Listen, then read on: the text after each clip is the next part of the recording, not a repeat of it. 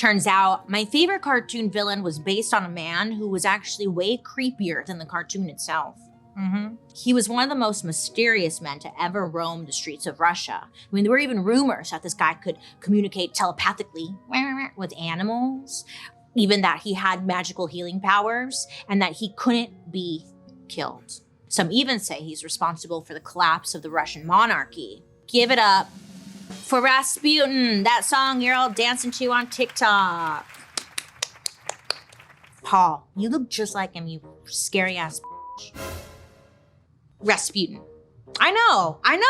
I didn't even know this guy was real either. I thought it was just a cartoon. And then a little funky dance on TikTok. Nay, I was wrong.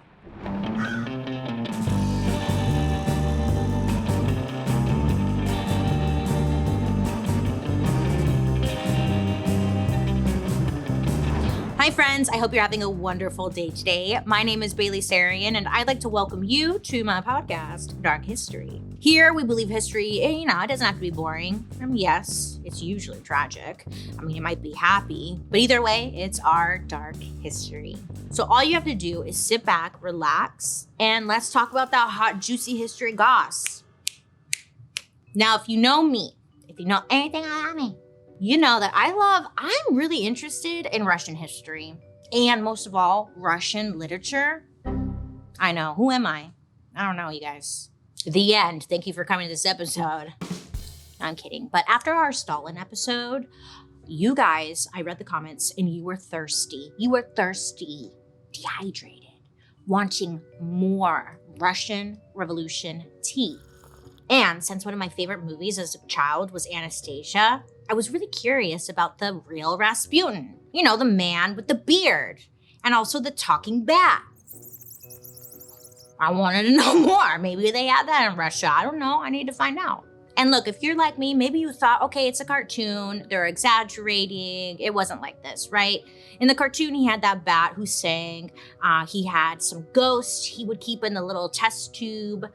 Weird. But let me tell you, the real story is even more weird. History is just like the gift that keeps on giving because you're in for a show. Today's episode is good.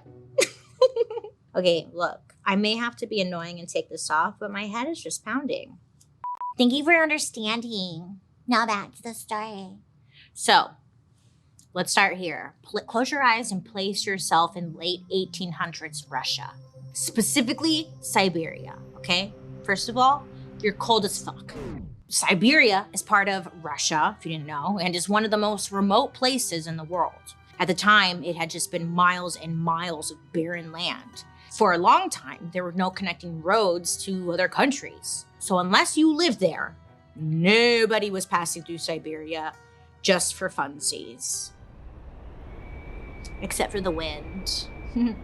Because of all that, Siberia was considered a dumping ground for anything Russia didn't want to deal with. As a refresher from our Stalin episode, you'll remember Stalin himself was sentenced to exile in Siberia one too many times, expecting him to die, but that beast somehow powered through.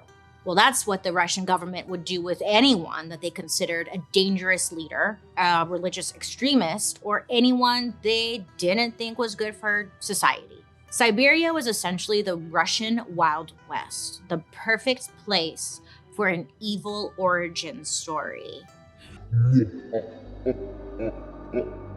Grigory Rasputin was born in Western Siberia on January 21st, 1869, in the dead of winter. But we're just gonna call him Rasputin because he's an Aquarius. So his parents, just like most of Russia at the time, were humble farmers and considered peasants. They never got the opportunity to go to school or learn to read. Their life was essentially to work, go to church, and reproduce. Like other peasants, they struggled to survive in Siberia. As a child, Rasputin was known as a troublemaker. He was always getting into some kind of trouble with authorities for stealing and causing trouble with other kids in his village. He was just another rascal until one day, poor little 8-year-old Rasputin caught pneumonia. First of all, why did they put that P in front of pneumonia? Does anybody know? No.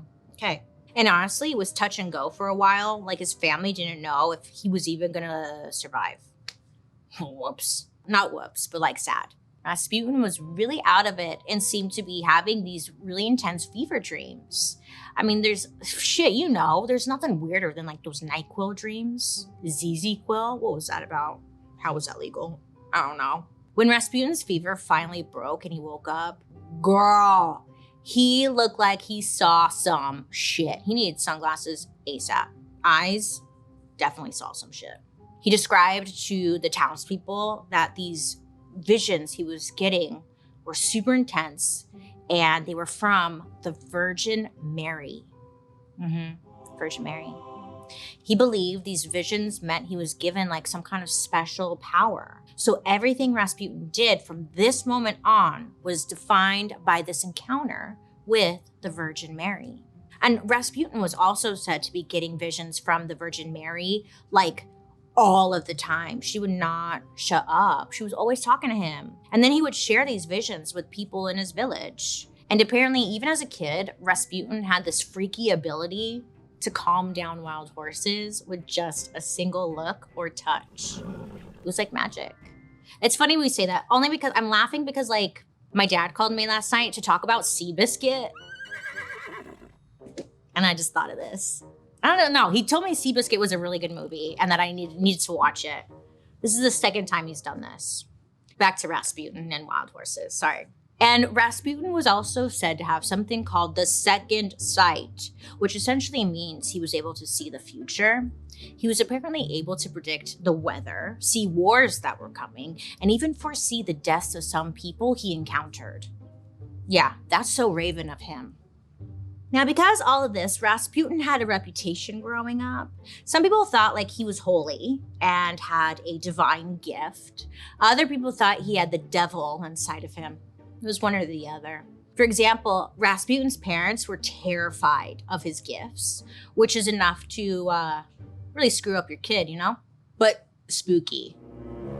And look, most of Rasputin's childhood and early adulthood are described as a, quote, black hole when it comes to the facts. A lot of these stories are said to be rumors, while others are said to be absolutely 100% true. But it's like they can't all be true, right?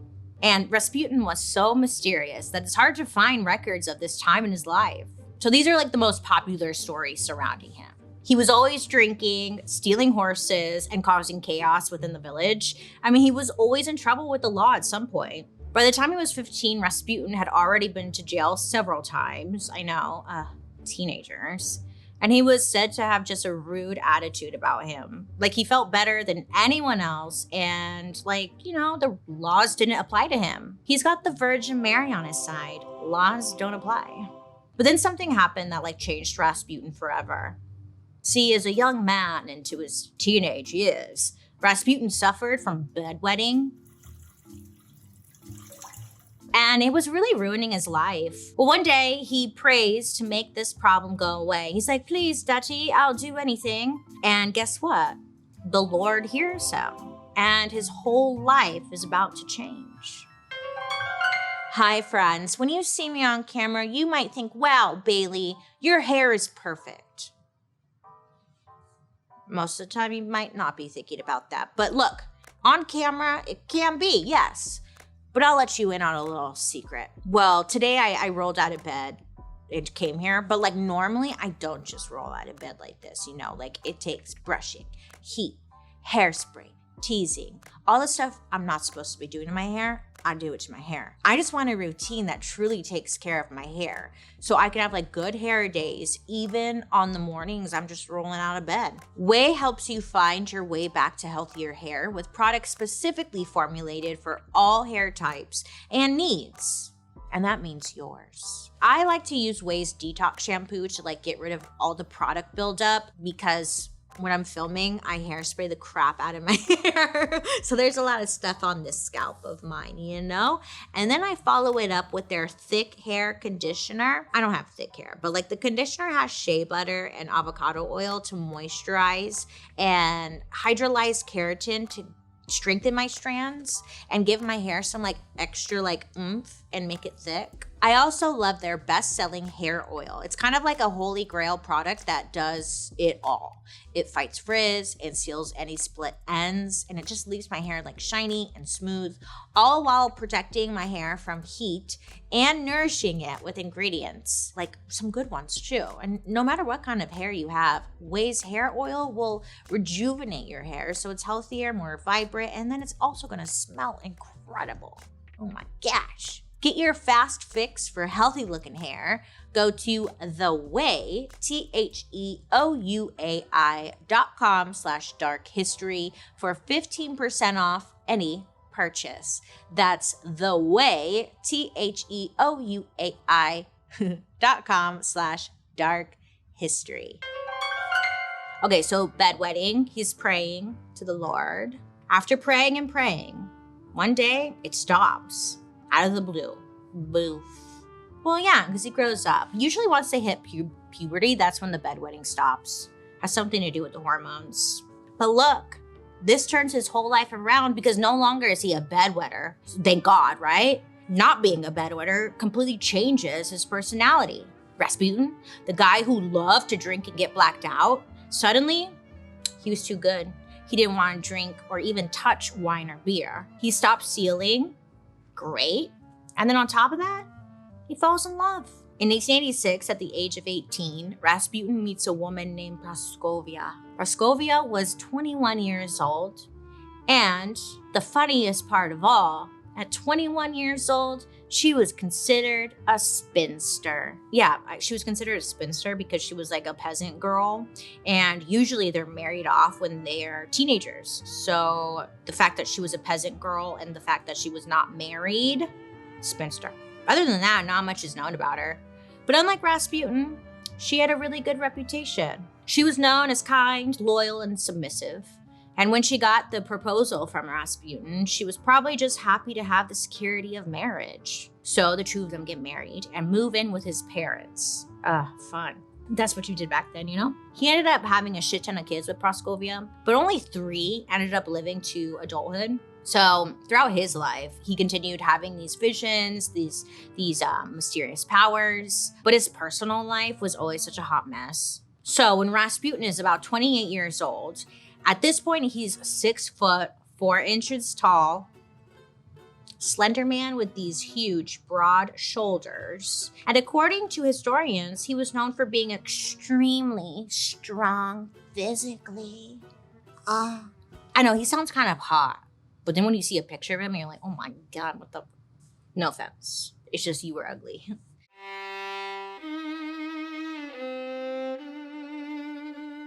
Anyways, he would have long, greasy hair that probably stunk. And I'm not being shady because he did. Look at a picture of him. You can smell him through the picture. And he was like most known for his piercing blue eyes. I guess they were known as being just really intense, and many people believed that like he had some kind of hypnotic powers within these eyes. Something to keep in mind. But also, when you look at the eyes, he looks like a psychopath. Looks like he's gonna murder you. At 28, Rasputin got in trouble once again for stealing from a neighbor. It must have been something so bad because he decided to essentially dip out of the village he was living in completely. He just like upped and abandoned his family for a while, and he went on to have a little solo adventure, a little eat, pray, love moment for himself. According to his own writing, he was ready for change, and he said, quote, "I had many sorrows too. Whatever mistake was made somewhere, I was blamed, although I was not involved. Workmen mocked me. I plowed hard and slept little, and I kept asking my heart how to find some way to be saved." So his first stop is a monastery that's not too far from where he was living. And there he sees some very intense and very structured religious life. And this really appeals to Rasputin. He loves this intense lifestyle, you know, the obsessive devotion to something. So Rasputin decides to really commit to the holy life in the Orthodox church of this monastery for several months. And he becomes obsessed. He loves the rituals. He loves the commitment. He's like here for it. He's like, yes, I'm living, I'm laughing, I'm loving. He really just loves testing himself. And while he's there, he learns how to read and write, which is major for him. He even seemed to thrive when there's a schedule in place. He also meets a lot of interesting people known as wanderers. These are people of different religious beliefs who wander Russia looking for spiritual meaning, sleeping on the ground, avoiding any kind of attachment to physical things. It's very Buddhist. Around this time, Rasputin is ready for a change again. And this is when he meets a man named Makary. Makary was just like Rasputin. He came from an impoverished village. He was a peasant. Plus, word on the street was that he was a spiritual advisor to the Russian royals at the time. Yeah, so he's kind of like a big deal. But most importantly, he was an example of someone who decided to do something big with his life, so he doesn't end up like everyone else. So Rasputin learns a lot from Makary. He becomes a student of his for a while, but he was starting to get like real sick of those monks he was living with. I guess they were annoying. Remember, Rasputin like really hated authority and being told what to do. So as much as he loved the whole vibe, he wasn't gonna be bossed around by anyone. It was time for him to be the boss. So it's at this point that Rasputin decides to become one of those wanderers and just do his own thing. So he sort of just like wanders or like walks all around Russia, just like testing his limits, living off the land, sleeping on the ground, and learning from God. And Rasputin didn't have any money or anything. He didn't have like a trust fund to fall back on. He was literally just a nobody. And wanderers like Rasputin would just depend on the charity of churches and monasteries they passed and any other wanderers they came across on his journey. It's even been said that his trips took him as far as Greece, which is almost like 4,000 miles away. I mean, what's he doing? Why is he walking 4,000 miles? But the whole point of this journey, for Rasputin at least, was just to test himself. It was said that Rasputin would purposely not bathe for months at a time. He would starve himself, basically only eating enough to stay alive, essentially figuring out the limits of his physical body, believing that the struggle of it all was bringing him closer to God. I mean, it got pretty extreme. He shackled metal chains to his ankles, so they could act like ankle weights. And then plus it would make it really, really hard to walk. But he must have had some sick calves, right? That's what I thought. Okay, so there's also this wild story out there about something that happened on his journey. So I guess he would stand in marshes, like those wet, grassy, almost swamp-like areas.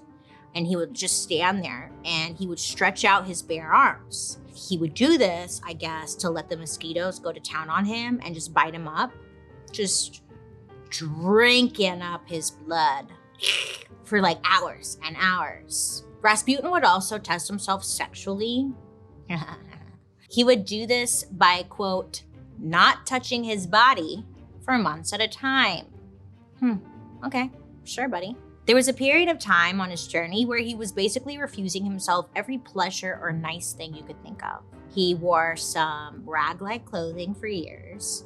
He was just on a journey for the truth, just trying to find himself, I guess, like a gap year on a really low budget. By now, Rasputin is, we could say, a pretty eccentric guy, but he's about to take it up a notch because this is when he meets the Clisties. Now, if you had any type of like unusual religion or were any kind of social rebel, you were cast out into Siberia, remember? And you would usually come across people like Rasputin, who were like on their own wandering journey. But the Clisties, girl, they were different. We all know we need electrolytes after a good workout, but there are plenty of less athletic reasons to hydrate, right? Like staying up, watching Love is Blind all night, and like maybe not drinking any water while you did so. Or an especially fun Sunday night with an 8 a.m. meeting the next morning. Whoopsie, been there. But look, you don't have to be an athlete to need extra hydration throughout the day. From Zoom meetings and workouts to long travel days and fun nights out, Liquid IV makes it easy to stay hydrated. With 3 times the electrolytes of the leading sports drink, plus 8 vitamins and nutrients for everyday wellness, Liquid IV hydrates 2 times faster than water alone, all in a single stick. I know. Okay. And now their hydration multiplier comes in 3 delicious sugar-free flavors. White peach, green grape, and lemon lime. A proprietary zero sugar hydration solution with no artificial sweeteners. Liquid IV makes it so easy to stay hydrated on the go. I mean, I just carry around a stick in my purse, and like whenever I remember I'm behind on drinking my water for the day, I just tear one open and like pour it into my water bottle, give it a little shake, a little shimmy, and I have a delicious way to hydrate. I especially love their new sugar-free white peach flavor. Wow, super refreshing and just the right amount of sweet. Liquid IV is non-GMO and free from gluten, soy, and dairy. Their sugar-free mix uses something I can't pronounce. It's like allulose, a naturally occurring sweetener with the same taste you expect from table sugar, but without the drawbacks. Use it before a workout, when you feel run down, maybe after a long night out, long flights, pretty much anywhere, anytime. Grab your Liquid IV Hydration Multiplier sugar-free in bulk nationwide at Costco, or you can just get 20% off when you go to liquidiv.com and use code DARKHISTORY at checkout. Okay? Yeah, I said that's 20% off anything you order when you shop Better Hydration today using promo code DARKHISTORY at liquidiv.com. First of all, the Clisties were known as an anti-church religious sect. They were actually considered outlaws of the Orthodox Church. And instead of meeting at like a church, they would meet in underground crypts. And hardcore. And they didn't believe in having priests. Instead, they had self-appointed leaders, and they had their very own type of religion. A, shall we say, interesting take on Orthodox religion. It honestly gives more cult, but I don't know if cult was invented yet, so maybe they were the ones who actually invented cults. This might be the first cult, I don't know. The Clisties were known for absolutely wild gatherings. It was not your typical youth group. No. The Clisties would pray for hours and hours, and then they would start to dance around and kind of hype themselves up, get real Tammy Faye Baker with it, and then things would like just take a turn. They would start turning in circles over and over and over again until they got so dizzy they would fall over. And they would repeat this again and again because it would make them feel drunk. And this actually had a name. Doing this spinning act was called spiritual beer, because they were drunk on the Holy Spirit. Praise God. And then the real fun would start. So after you've done the praying and the dancing, spiritual beer exercise, that's when it was time for the orgy. Of course. Duh. Apparently, the members of this church would rip off their clothes and just start going to town on each other in that crypt. Hot. But it must have been so stinky because these people did not shower. No.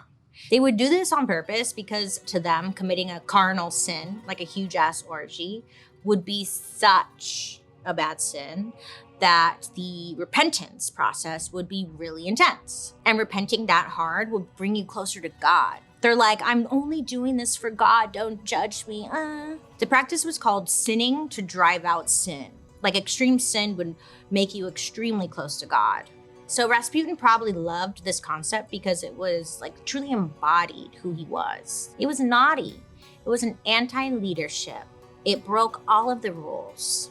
Honestly, it was a feral behavior. But at the end of the day, you were still like a godly person afterwards. So he made this his core doctrine. It's believed that for the next 2 or 3 years, while Rasputin was on this wandering journey, he was practicing with the Clisties a lot. I guess like all those orgies, they just weren't doing it for him. And at some point, Rasputin like missed home. So he decided to pack up his things and head back to his village to see his loving wife and children. Because yeah, he was still married. She didn't need to know what he was up to though, you know? So when he got back to the village, everyone had noticed that something was different. Like he was not the same Rasputin that left. There was an intense darkness that was surrounding him. And rumors that he had fallen in with the Clisties had reached his village. So people were talking. Everyone thought of the Clisties as like a dark anti-church cult that was very into pagan rituals. And honestly, they weren't really wrong. His own daughter, Maria, grew up and wrote about his involvement with the Clisties, changed her father forever. She said that he definitely attended several ceremonies of theirs, and he was even caught preaching their doctrines a few times. Oh shit. And she wrote it all in a book. Not just one, but 3 different books. Just a little FYI, my birthday is in November, which is coming up here really soon, and I wouldn't mind those 3 books. If you want to give me something, just let me know. Anyway, at this point, Rasputin, he was really ready for his cult leader era. I mean, he had been preparing his whole life for this moment. And he had what every cult leader needs, a signature look. Oh, and a creepy cave. Even better. Raspy over here, he dug his own chapel out from under the stables at his family home. Yeah, he wanted to create like a spooky little meeting place. It's like weird, but okay. It was described as a dark cave. Not much else to comment on. And this is where people would come from far and wide to see the mystical man who they'd met on their travels, Mr. Rasputin. The people in the village, they started talking, of course. They were like, what the hell is going on in that cave? Like, why is he building? He's the crazy neighbor.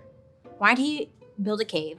Now my property value is going to go down because little Tootie over here is building a cave, like, what the hell? That was Rasputin. There were rumors of like weird rituals and seances flying around. And he was always seen surrounded by young women that he was allegedly having sex with. I mean, his whole doctrine was based on an idea of sexual exhaustion. The more sexually exhausted you get, the closer to God. And it seemed like he was indeed taking that very seriously.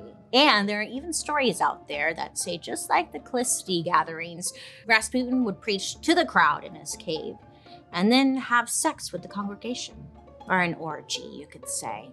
People used to hear these wild animal sounds coming from that cave church. Those who were non-believers of Rasputin's teachings just stayed away. They were too scared. So basically, Rasputin's got like a good thing going. And he does this for years. Just to everybody, attracting strangers, earning himself a wacky reputation, teaching people to be horny for God. Solid. But then his visions, they're back. And this time, they're even more intense. They're happening more often, and the messages he's getting from the Virgin Mary are much clearer. And this time, she's telling him, go to St. Petersburg. And he's like, what's in St. Petersburg? And she's like, the royals. Peace out, I'm the Virgin Mary. Rasputin is like, I'm going to be just like that guy, McCary.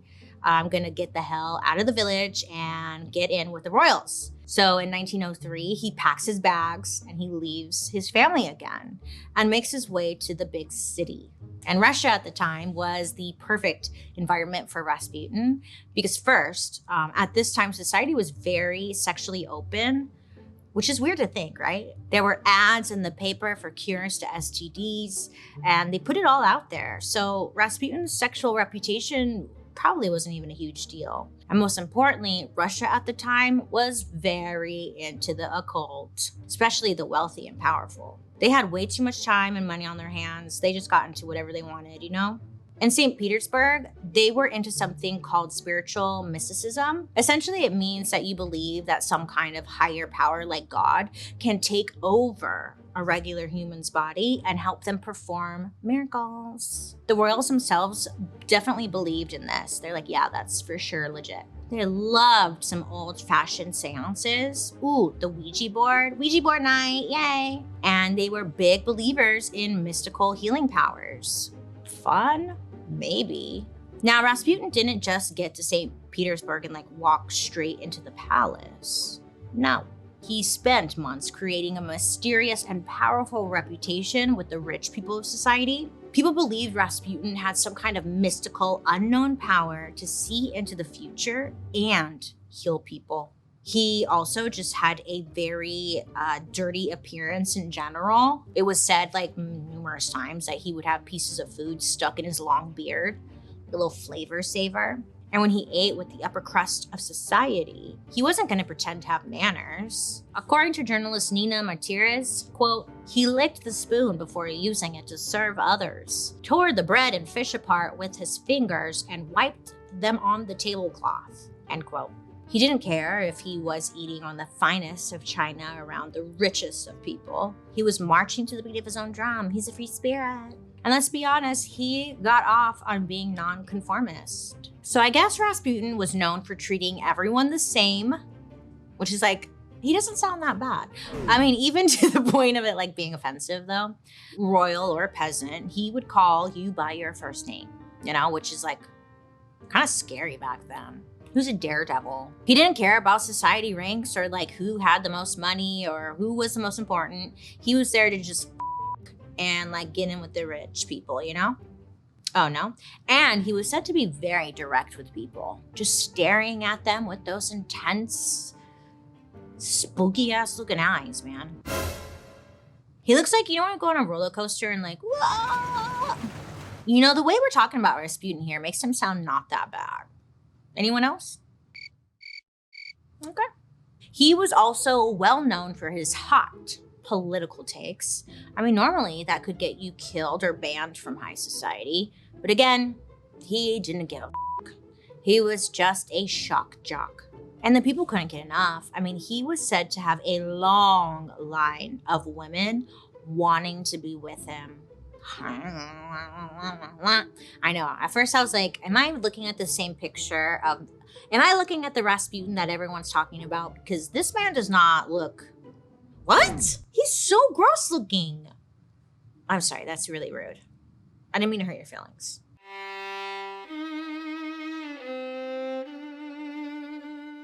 I mean, his female fans would kiss his dirty, freshly licked fingers at the dinner table. They would fight over like who would get to eat his leftovers. It is a lot. Pretty soon, people just stopped calling him Rasputin. They started calling him the Saint.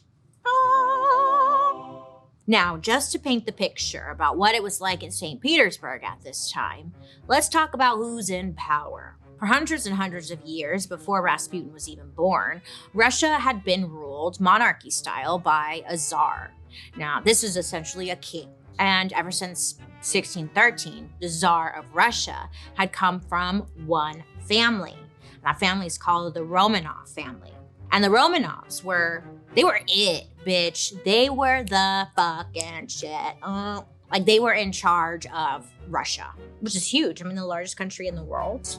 Hello. And by the time Rasputin makes his way to the big city, they literally already been in power for 300 years. But little did everyone know that one horny little dirtbag was about to rock their world and change everything.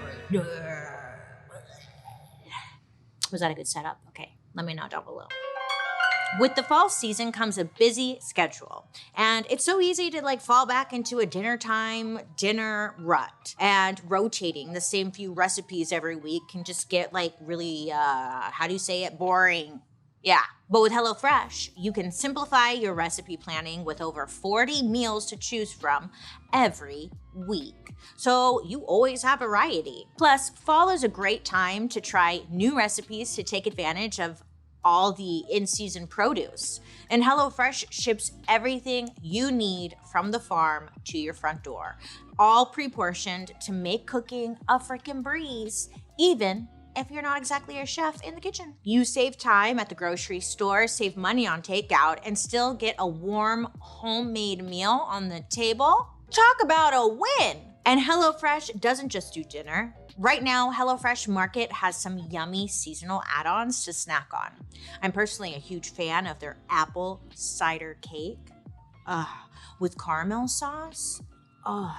And mini pumpkin cheesecake. Don't even get me started. Ooh, a nice part about HelloFresh is the fact that I can even sort by quick and easy meals that take like 15 minutes or less, or any dietary restrictions for friends or family I have over for dinner, whether they are vegetarian, vegan, low carb, or high protein. There's so many different options to choose from. Hey, right now we have a special offer just for our listeners. Go to hellofresh.com/50darkhistory and use code 50darkhistory for 50% off plus free shipping. That's hellofresh.com/50darkhistory and use code 50darkhistory for 50% off plus free shipping. HelloFresh, America's #1 meal kit. So, It's the year 1894, and 26-year-old Nicholas II is on the Russian throne, being a czar, just popping his pussy like whatever. His wife, aka the Tsarina, is a German princess named Alexandra. Fun fact, she's actually Queen Victoria's granddaughter. Yeah, I know, small world, it's fucking creepy. Everything's inbred. Anyway, Nicholas and Alexandra, they start to feel some pressure because they have 4 daughters, but no sons. This is not a good luck at all, because at this time, the only way to ensure the Romanov legacy would continue was to have an official heir, a son. Because girls ain't shit, they don't count. Get out of here. I guess every time Alexandra got pregnant, this would be like, yes, this is it. I feel like this one's gonna be a boy. It's gonna have a penis. And then whoops, it wasn't. And apparently every time Alexandra had a daughter, her anxiety was just getting worse and worse. She ends up seeking medical help because she just can't handle the pressure that is on her and her husband. It's too much. But finally, on August 12th, 1904, Nicholas and Alexandra have a son, Alexei Romanov. I know, that's not the right song, but it's the only one I know. So, Tsarina Alexandra gives birth to a boy. The crowd is going wild. Everyone's relieved. Thank God. Russia had a guaranteed legacy at this point. But then the Tsar and Tsarina discover that their son, Alexei, had a rare condition called hemophilia, which means that his blood couldn't clot. So basically, if you get a paper cut, you could bleed out. And not a great thing, right? For anyone to have, but especially not for the Prince of Russia, who everyone is counting on to lead the freaking country one day. Hello? Now, Alexandra in particular was devastated because it turns out this condition came from her side of the family. So everyone's like, It also killed her uncle, her nephew, and even her own brother. So shit, doesn't really sound that promising for him. And she really felt like this condition was a death sentence for her son. I mean, it pretty much was. Nicholas and Alexandra privately consult with doctors to see what they can do, but none of them can do anything to help baby Alexei. At this point, the family wants some privacy from the public, so they end up picking up and moving to the country. So random. But they want to keep their baby Alexei out of the spotlight. Alexandra is worried. She's super worried about him, and it reaches to the point where she stops trusting medical professionals because honestly, they can't do anything. They can't fix him. So this is when she leans more into seeking a spiritual relationship, or maybe even spiritual guidance from somebody.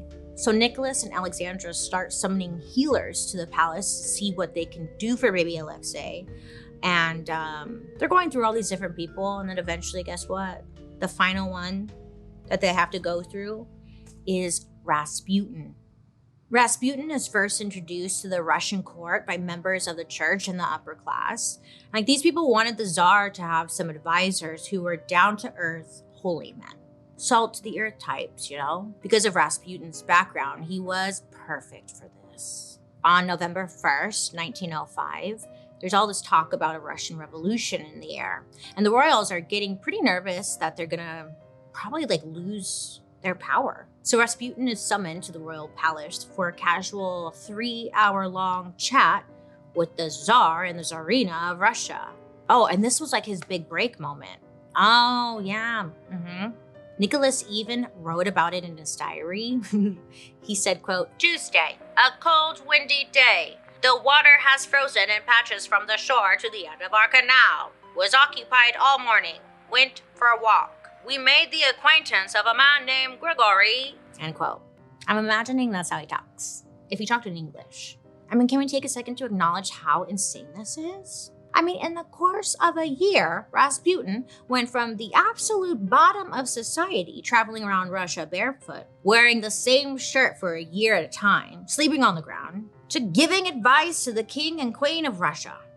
It's kind of motivational, huh?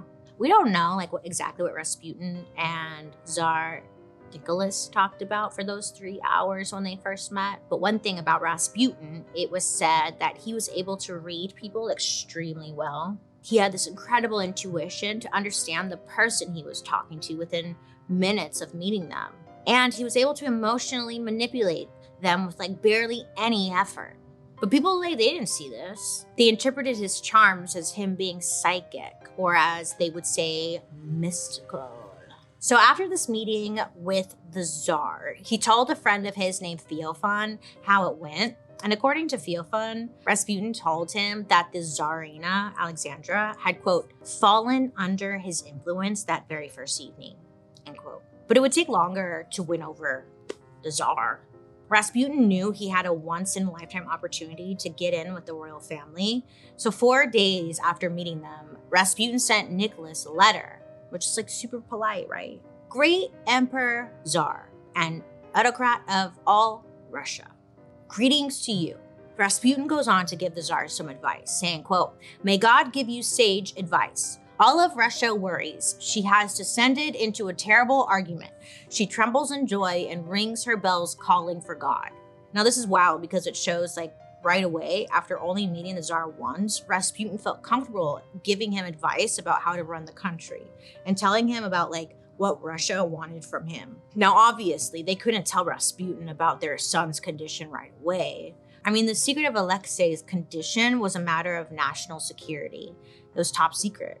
Because as one Russian scholar said, quote, Alexei was routinely on the brink of death, as even minor bruises could result in unstoppable blood loss and hemorrhaging, end quote. Ooh, that's scary. Nicholas and his advisors believed that if Alexei's hemophilia became public knowledge, it could destabilize the whole country. Like people would realize just how fragile the monarchy was, and the whole thing could probably crumble. And they didn't want that. What we do know is that at some point, Nicholas and Alexandra let Rasputin in on their secret. And to everyone's surprise, Rasputin did what the best doctors in Russia couldn't do. He stopped Alexei's bleeding. You might be wondering, wait a second, he stopped the bleeding? Maybe it's magical. Well, here's the thing. During this time period in 1904, science didn't know squattily shit about hemophilia. And unfortunately, something that doctors did think was helpful was giving them aspirin. I guess because it did help with the pain. But aspirin is a blood thinner. So it was actually one of like the worst things you could give to anyone with hemophilia because it can lead to even more blood being lost from a small injury. And once Rasputin was brought on as Alexei's healer, he didn't let him take aspirin. So his magical powers that cured Alexei could literally just have been not giving him aspirin. Either way, Alexandra was over the freaking moon. She was like, oh my God, this is the shit. Just like that. Oh my God, maybe we saved. Yay.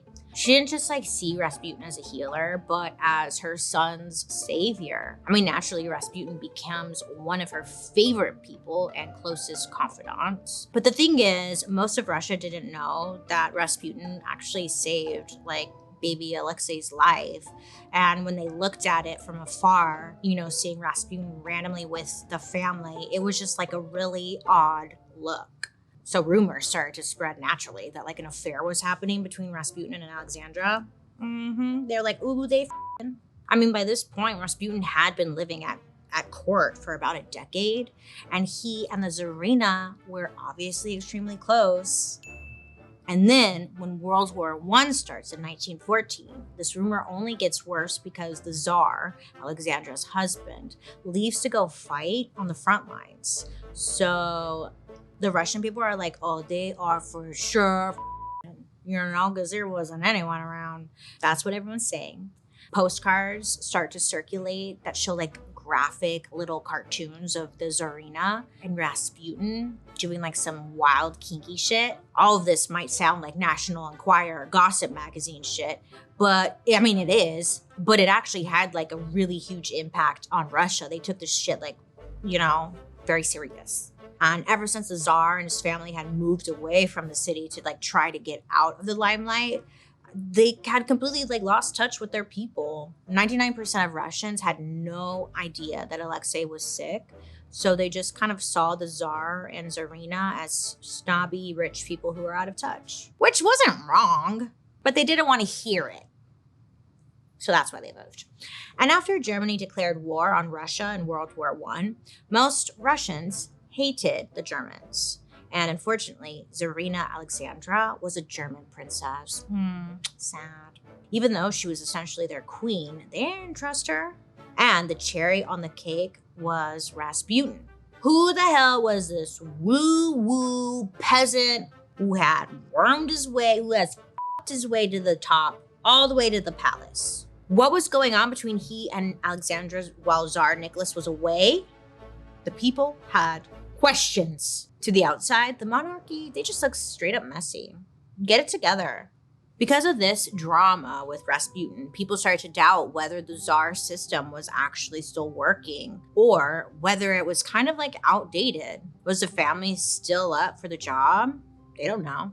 I'm not going to get into like the whole politics of it all because we did cover some of the Russian Revolution in our Stalin episode, but also it's just a lot, it's a long story. But long story short, a revolution is a brewing.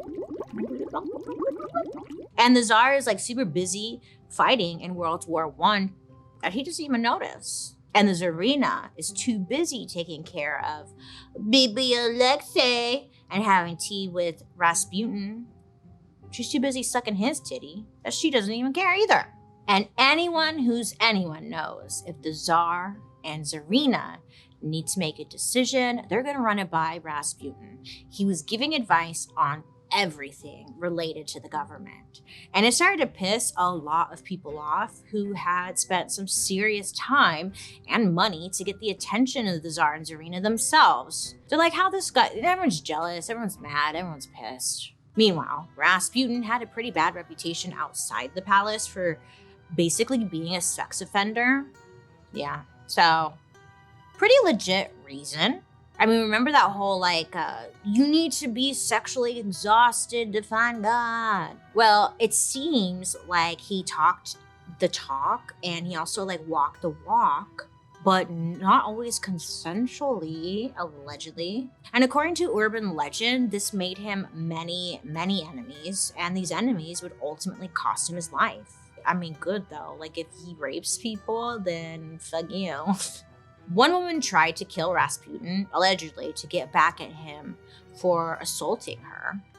In 1914, Kionia Gaseva, she was working as a sex worker. I guess she had straight up attacked Rasputin. She stabbed him in the gut with a dagger. As one does.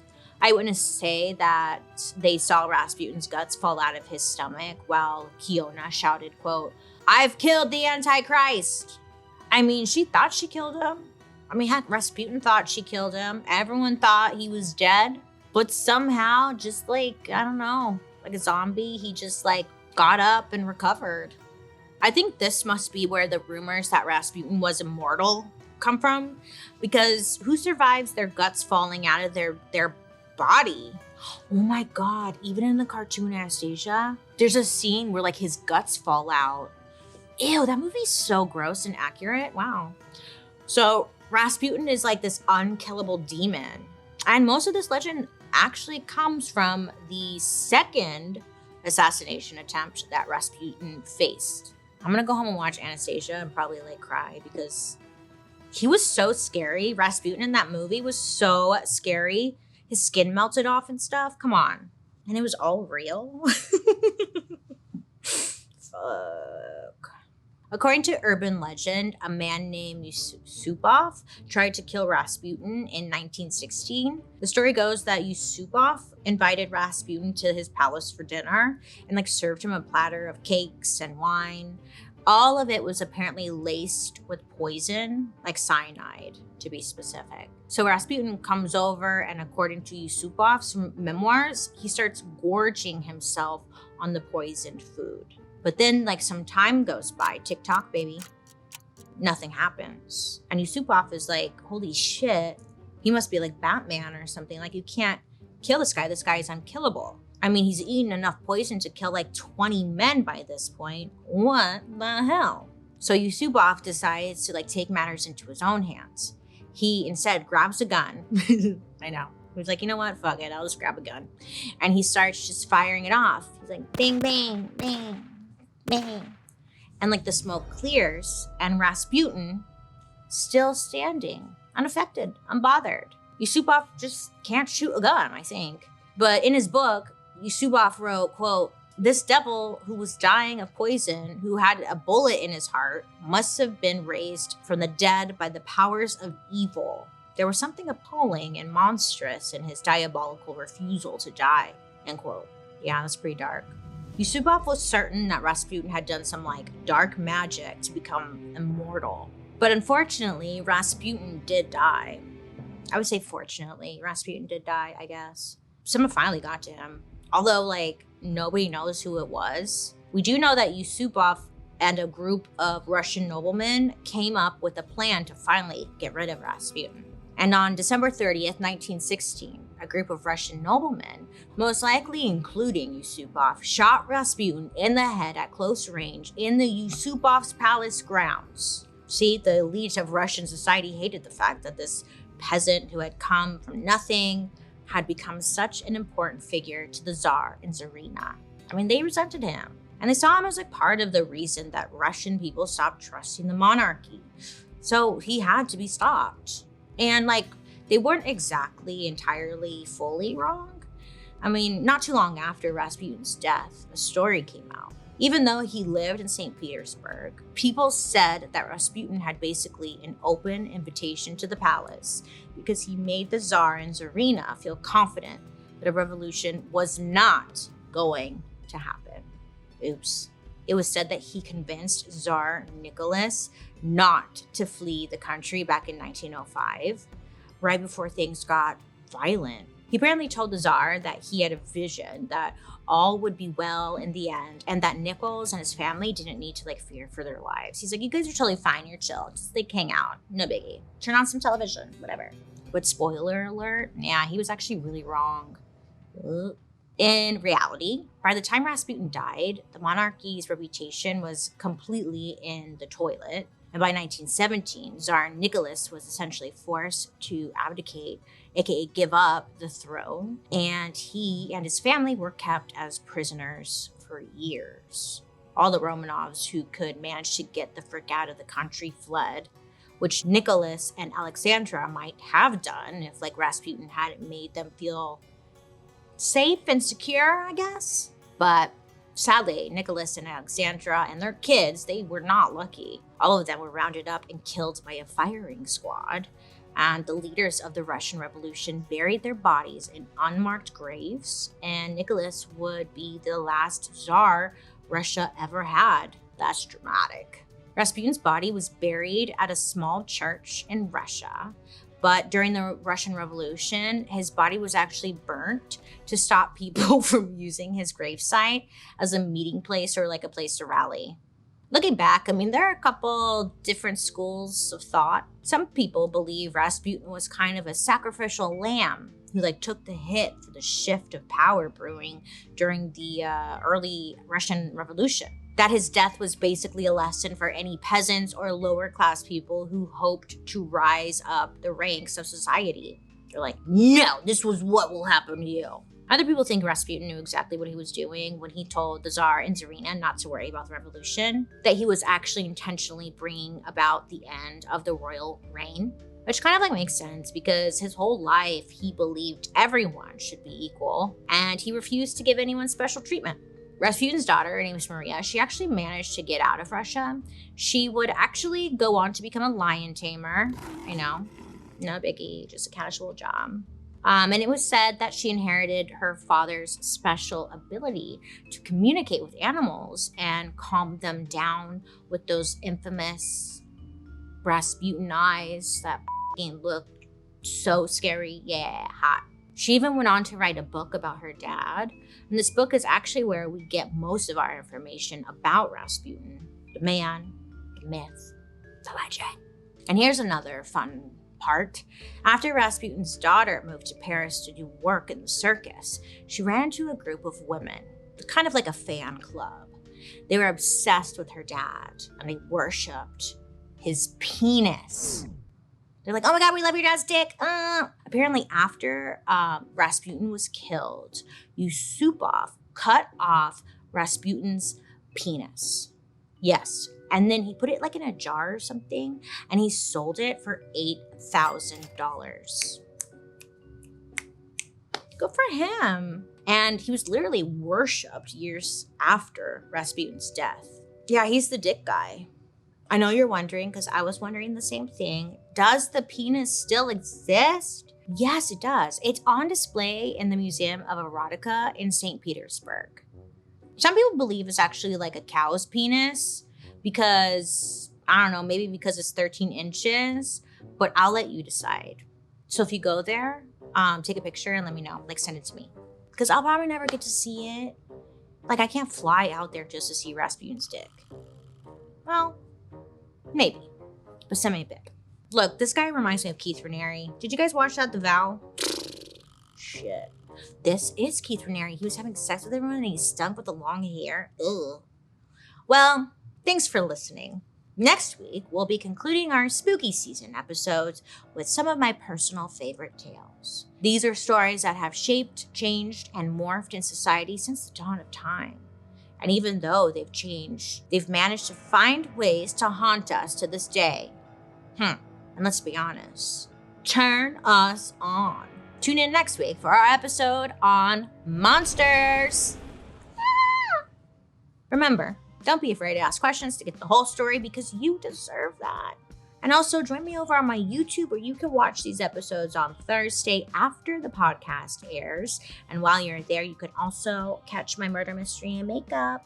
I'd love to hear your guys' reactions to today's story, so make sure to use the hashtag Dark History over on social media so I can follow along. So now let's read a couple of comments that you guys left me. Yeah, leave a comment, I'll read it. Hello. Destructor Cervantes 9377. He has a very important question for me. Hey, I was wondering what's your favorite oatmeal? I like apple cinnamon. Oh, no, you don't understand. Destructor, listen, I went through this period in my life where all I ate was oatmeal. Like I lived off of oatmeal. It was really all I could afford. And brown sugar was my shit. And still to this day is my shit. Those little pre-packets. I didn't like apple cinnamon. That's nasty. But thanks for asking, Destructor. Love ya. Tiffany Bowie 22631. Hey. Left a comment on our fast food episode saying, White Castle burgers make me horny with all those little onions. Okay. Brave Forbes Edits 2687 had an episode suggestion saying, you should do an Oregon Trail episode and an episode about the Orient Express. Ooh, both are huge interests for me, although I think an Orient Express video would be great for winter, so maybe you could save it for then, end quote. I love these recommendations because growing up when I was a kid, the Oregon Trail was my shit. That's the hardest game you would ever play. I don't think I've ever beat it. I never gotten that far, like dysentery, whatever. Everyone died, everyone starved. It was hard. But then I had to remind myself like, oh yeah, this literally happened to people in history. Like that sucks too. Anyways, so yeah, I'll write it down for sure. I think that'd be a great idea. Thank you for your recommendation. Dark History is an Audio Boom original. This podcast is executive produced by Bailey Sarian, hi, Junia McNeely from 3 Arts, Kevin Grush, and Matt Enlow from Maiden Network. A big thank you to our writers, Joey Scavuzzo, Katie Burris, Allison Philobos, and me, Bailey Sarian. Production lead, Brian Jaggers. Research provided by Xander Elmore and the Dark History Researcher Team. Special thanks to our expert, Leonid Trofimov. You can read all about Rasputin in his book, 7 Myths of the Russian Revolution. And I'm your host, Bailey Sarian. I hope you have a good rest of your day. You make good choices, and I'll be talking to you next week. Goodbye.